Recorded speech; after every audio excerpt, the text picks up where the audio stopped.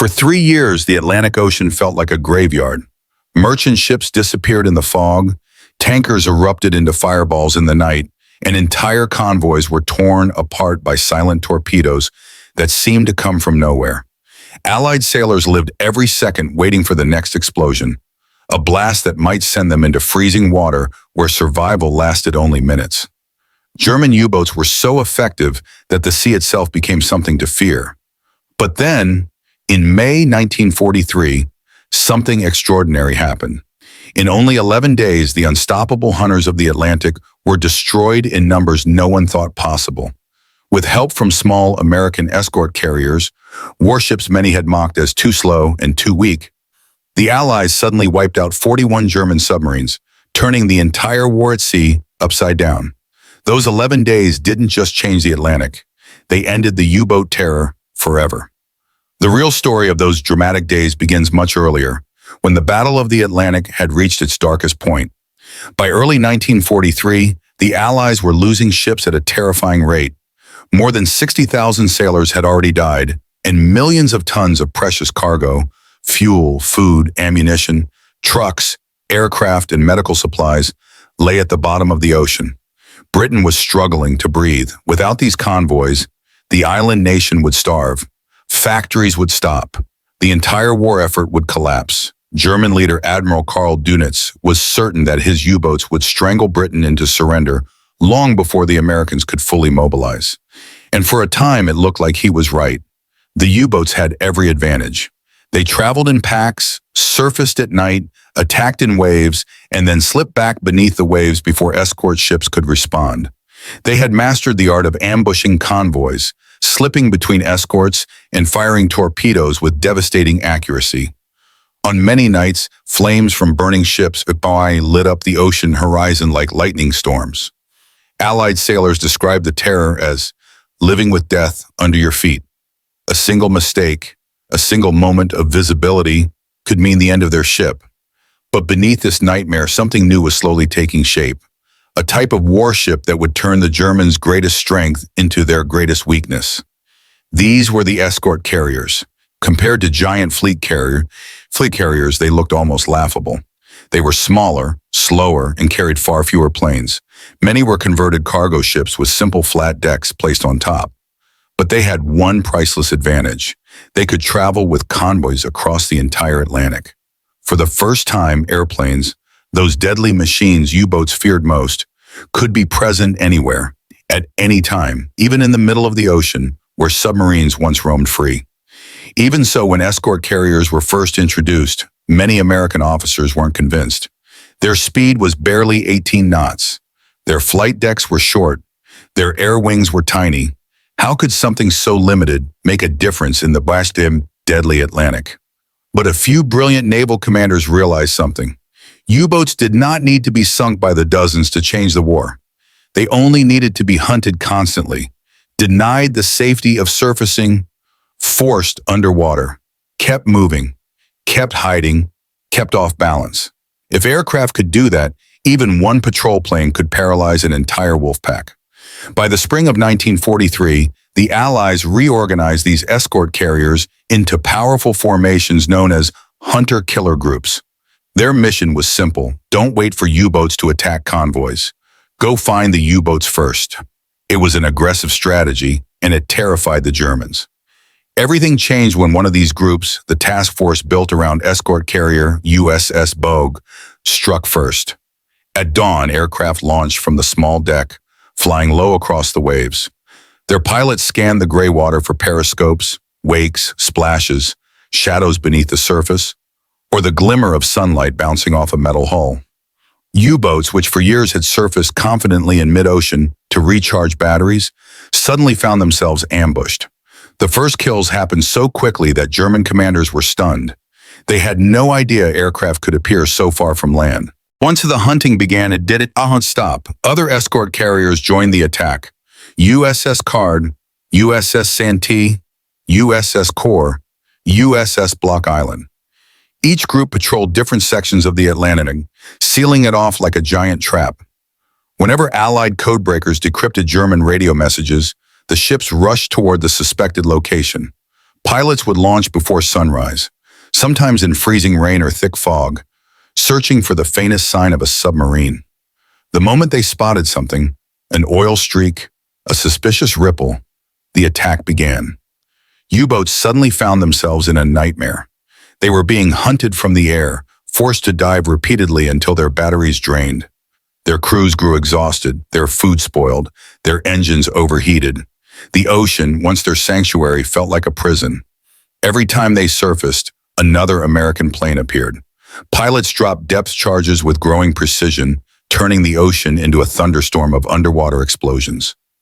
Some submarines broke apart instantly. Others tried to fight back, firing anti-aircraft guns from their decks.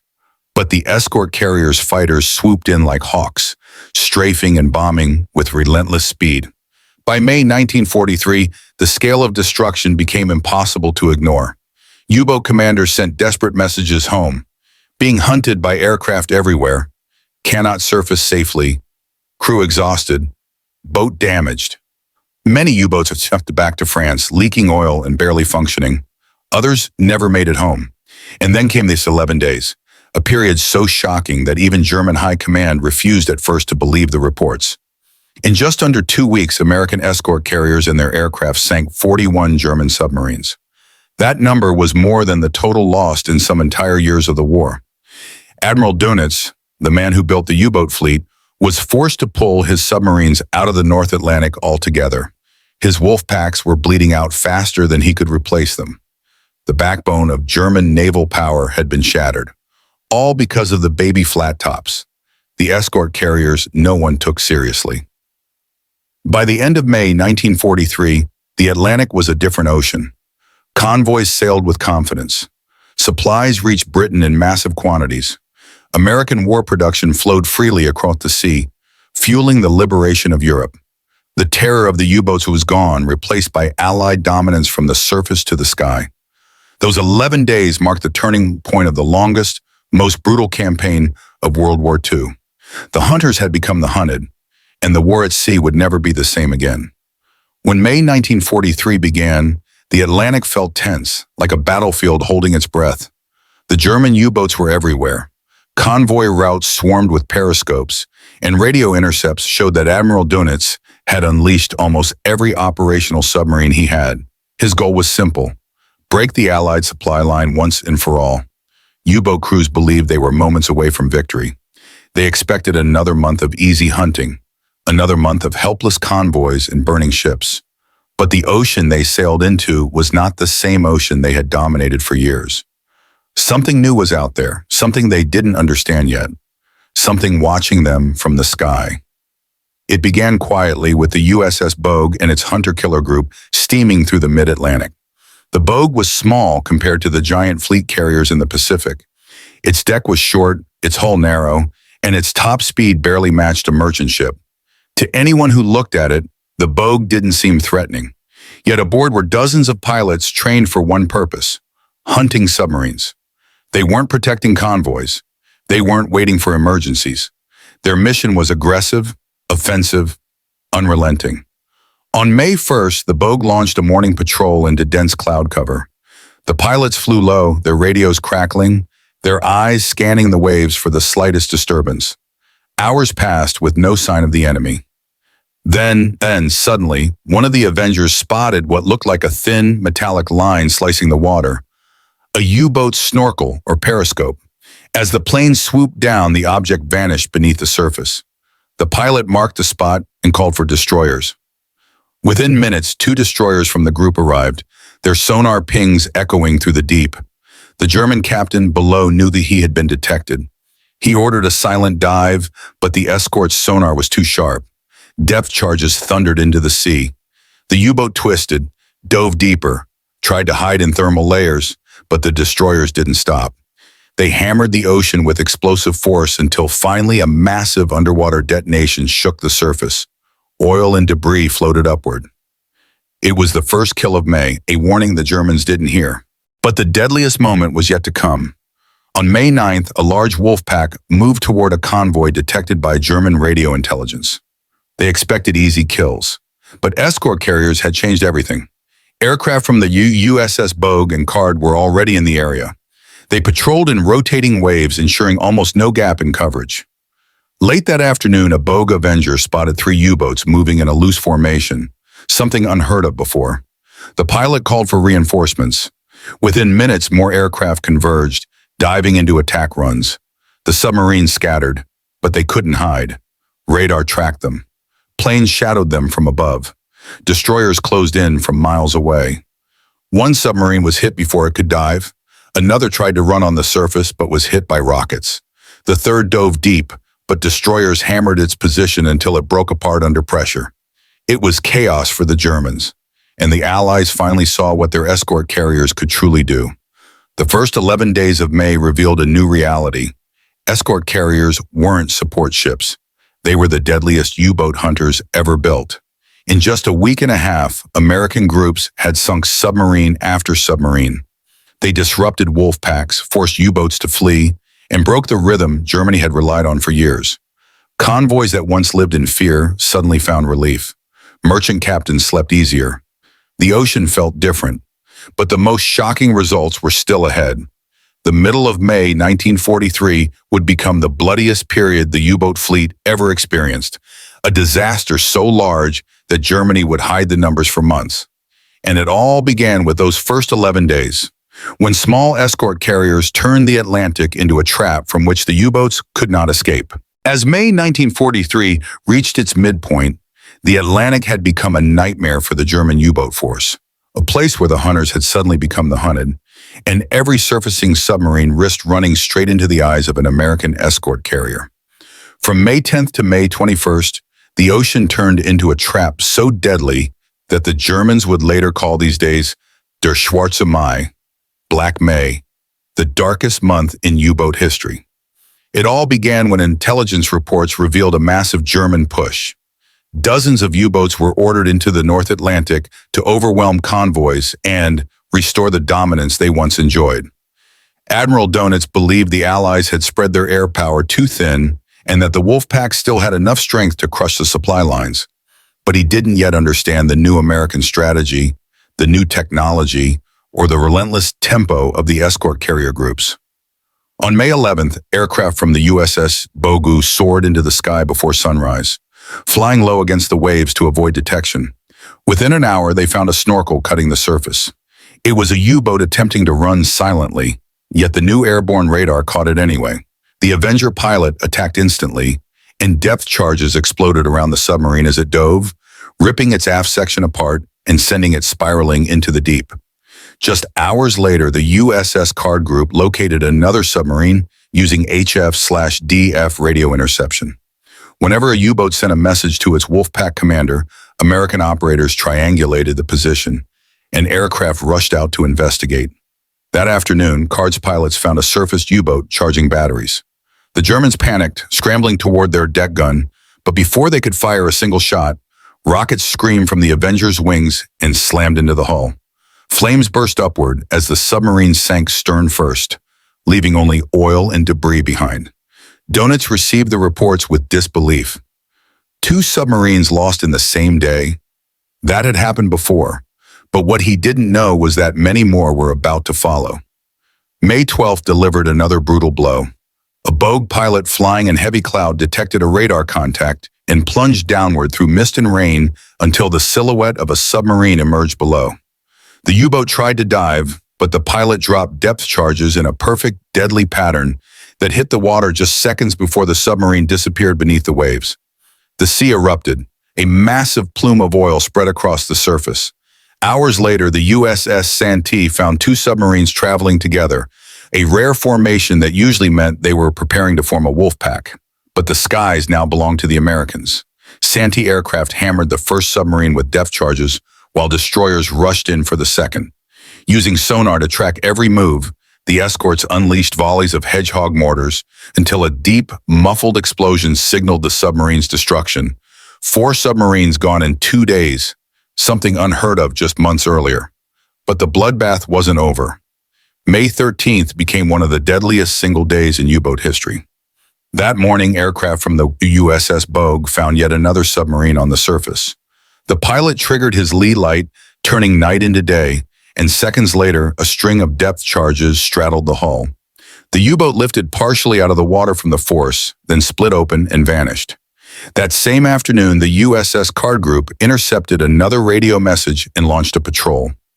Two Avengers found a U-boat zigzagging on the surface, trying desperately to outrun the aircraft. But aircraft were faster. They were ruthless. They were everywhere. The pilots hit the submarine with Washington rockets until it rolled on its side and sank, taking most of its crew with it.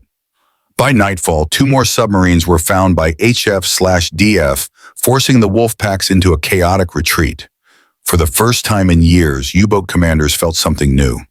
Fear. They sent frantic messages filled with warnings, messages intercepted by the Allies and used against them. One captain wrote, "Aircraft appear even in remote zones. They find us at night.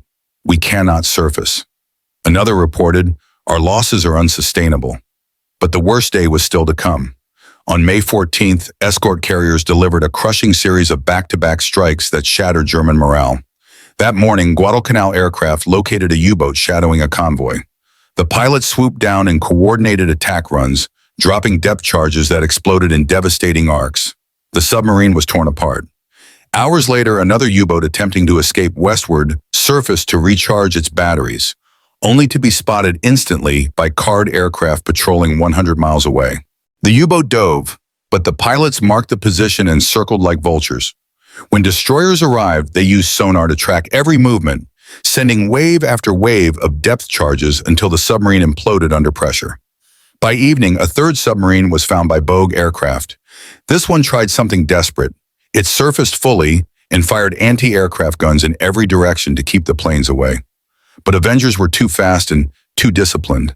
They tightened their attack pattern, and rockets smashed into the conning tower, knocking the gunners overboard. The submarine slipped beneath the waves. 3 submarines in a single day. It was catastrophic. It broke the back of the German offensive, and the Americans weren't slowing down. May 15th and 16th continued the slaughter. Escort carriers covered so much ocean that U-boats couldn't find a safe zone to surface. They were forced to remain submerged for far longer than designed. Batteries drained faster. Air turned stale. Temperatures rose to unbearable levels. Some captains had no choice but to surface in daylight, even knowing aircraft were likely overhead. It was suicide. But drowning slowly inside the submarine was suicide too. On May 16th, a U-boat surfaced in desperation right in front of a Bogue patrol plane.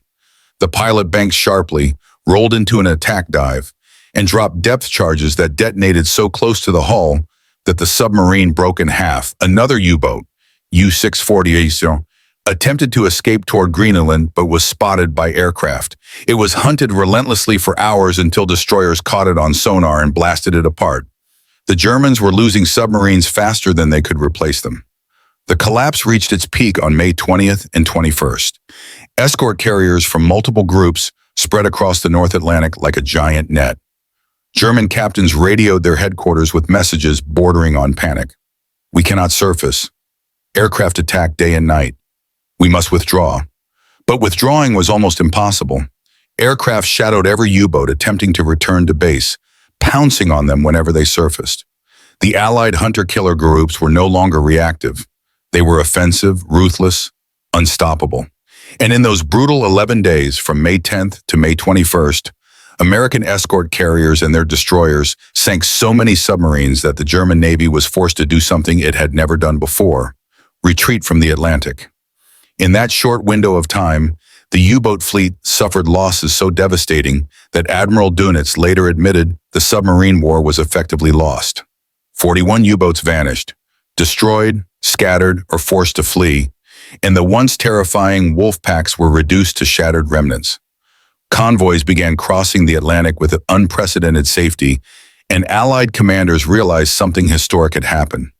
The Battle of the Atlantic had turned permanently in their favor. The ocean where Germany once ruled had become an American hunting ground, controlled not by massive battleships, but by small escort carriers whose aircraft struck with precision, speed, and unrelenting fury. And those 11 days, just 11 days, ended the nightmare of U-boat terror forever. When the sun rose on May 22, 1943, The Atlantic Ocean was no longer the battlefield it had been just 2 weeks earlier. It had transformed from a vast killing ground, where German U-boats once hunted Allied convoys with near impunity, into a graveyard filled with shattered hulls, oil slicks, and drifting debris. Yet the significance of these 11 days went far beyond the sinking of 41 submarines.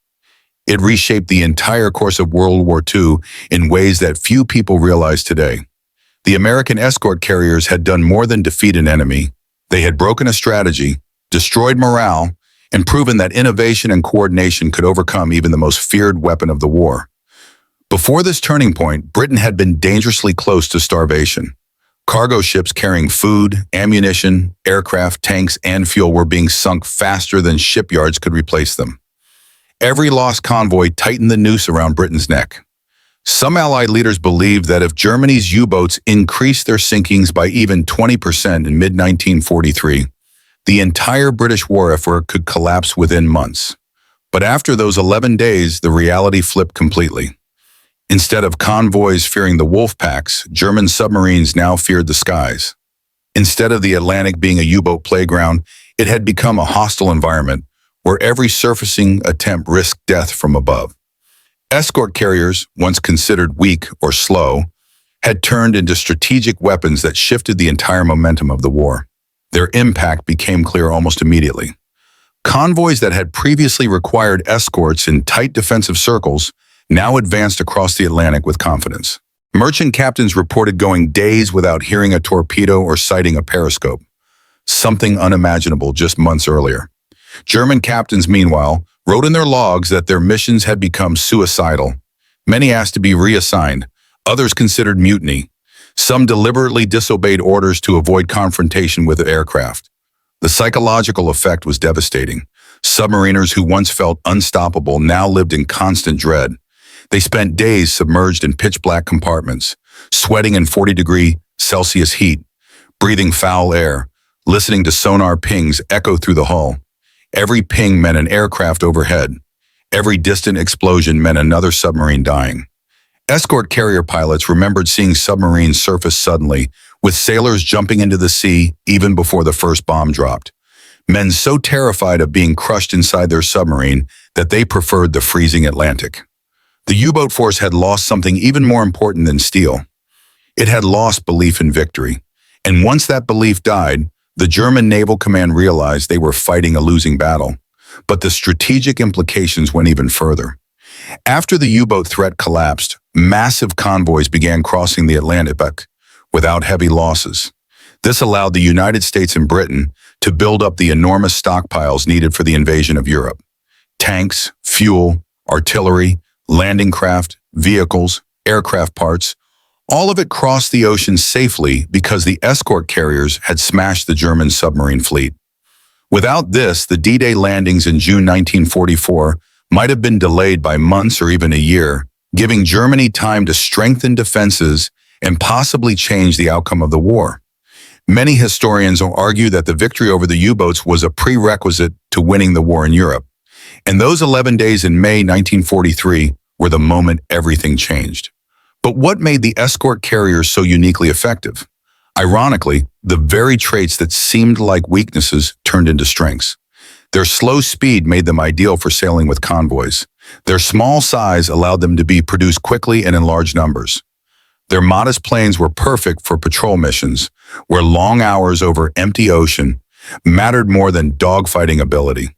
And their crews developed a new style of warfare. Relentless, coordinated, always on the offensive. They operated not as lumbering ships, but as floating airfields that struck without warning. Pilots learned to fly low, using cloud cover and sun angles to surprise submarines. Radar operators learned to detect the smallest metal object breaking the surface. Sonar teams perfected the timing of depth charge patterns. Destroyers became extensions of the carrier, partners in the hunt, not mere escorts. It was this teamwork that made the hunter-killer groups so deadly. If aircraft forced a submarine to dive, destroyers were already on the way. If a submarine tried to escape underwater, aircraft marked its position with smoke floats. If a submarine surfaced at night, the terrifying lee light illuminated it like a spotlight on a stage. There was no escape, no safe hour, no safe ocean. The Germans responded with new tactics, like forming lines of submarines, diving earlier, or surfacing at night, but nothing worked. The Allies had the advantage of numbers, intelligence, training, and air power.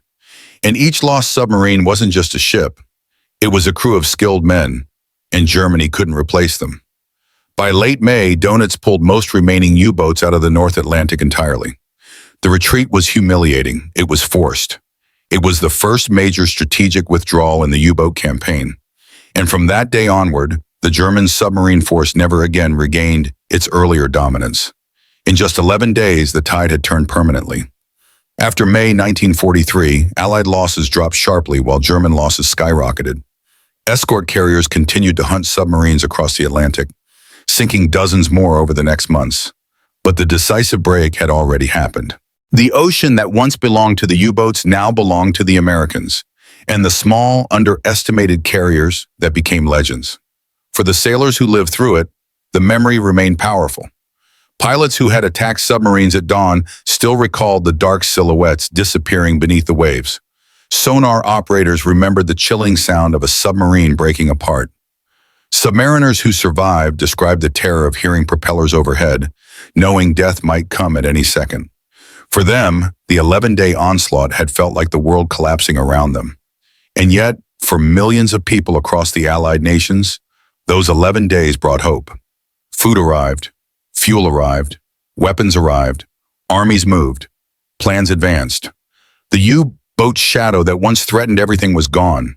War often turns on small inventions, small decisions, small ships, like the escort carriers that defeated an entire submarine fleet. But sometimes war turns on moments. And May 10th to 21st, 1943, was one of those moments. The 11 days that saved the Atlantic, crippled the U-boats, and helped secure the Allied victory in World War II.